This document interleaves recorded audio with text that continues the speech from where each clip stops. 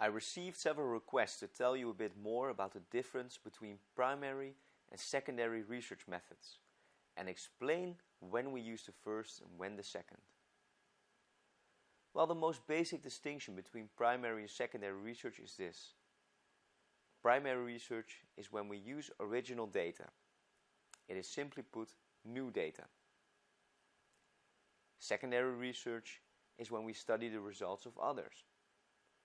Because these results are often published in scientific journals and books, we also refer to this as a literature study. And because you often sit behind a desk reading these articles, it's also named desk research. Secondary research is basically the systematic review of existing knowledge. So when do scholars perform primary or secondary research? Well, often we do both in different stages of a larger study. Let's say I'm interested in the effects of fear appeals in anti-smoking campaigns. More specifically, I want to know if a Dutch anti-smoking campaign should make more use of them in order to become more effective.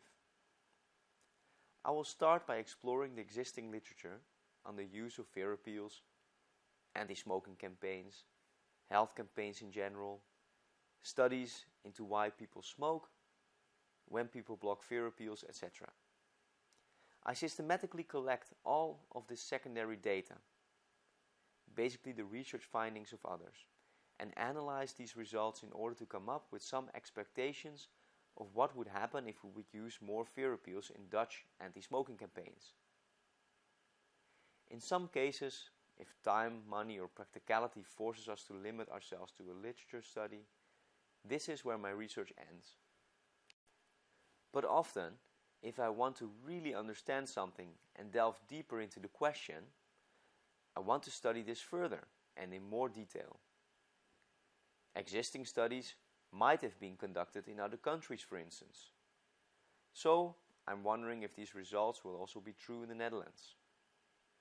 Or, it's also possible no previous study has looked specifically at this target group or what happens over a prolonged period in time.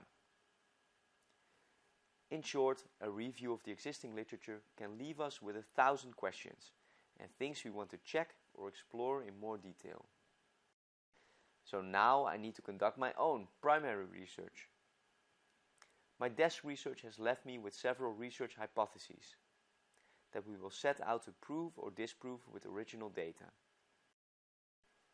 If the research findings you find in the literature are reliable, I should be able to replicate them. This is why replication of existing studies, sometimes with only a small variation, is an important scientific tool. In order to be sure of what we know, we keep checking it and keep changing the research context slightly to see if that makes any difference.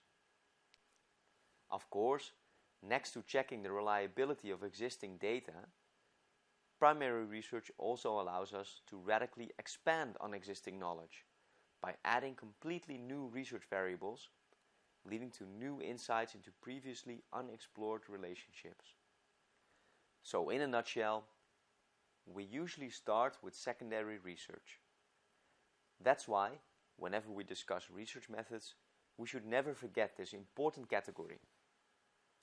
Many questions have already been asked and answered by scholars all over the world, and a systematic review of existing data will allow us to formulate hypotheses and more specific research questions.